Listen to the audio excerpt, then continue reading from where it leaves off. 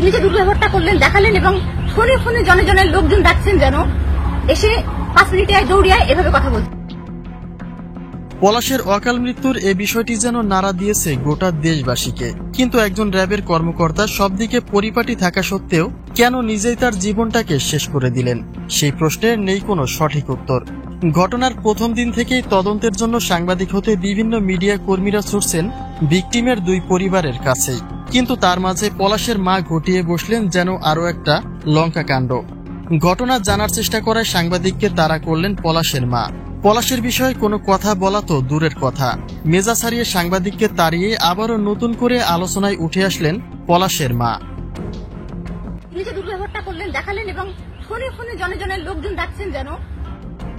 সাংবাদিক বলেন তার সঙ্গে দুর্ব্যবহার তো করেছেই, এমনকি আরেকটু হলে গায়ে পর্যন্ত হাত তুলত এই মহিলা। পলাশ সম্পর্কে জানতে চাইলে তিনি এই পুরো ঘটনাটি এড়িয়ে যাওয়ার চেষ্টা করেন, এমনকি সেখানেও প্রশ্ন ছুড়ে দিলে হঠাৎ করে মেজাজ হারিয়ে সাংবাদিককে তাড়া করেন পলাশের মা, যেটা কোনো আদর্শ মায়ের কাছ থেকে আশা করাই যায় না। ছেলের বউ সুস্মিতার কাছ থেকে ইন্টারভিউ নিয়েই পলাশের মায়ের কাছে উপস্থিত হয়েছিলেন সাংবাদিক, কিন্তু সেখানে তাকে কোনোরকম মূল্যায়ন না করে উল্টো তাড়া করে বাড়ি থেকে বের করে দেন, যেটা এক পর্যায়ে নিশ্চিত করে যে সুস্মিতা তার সম্পর্কে যে অভিযোগগুলি তুলেছেন তা সত্য প্রমাণিত হয়। ফোনে জনে জনের লোকজন ডাকছেন যেন এসে 5 মিনিটে দৌড়িয়ায় এভাবে কথা বলছেন।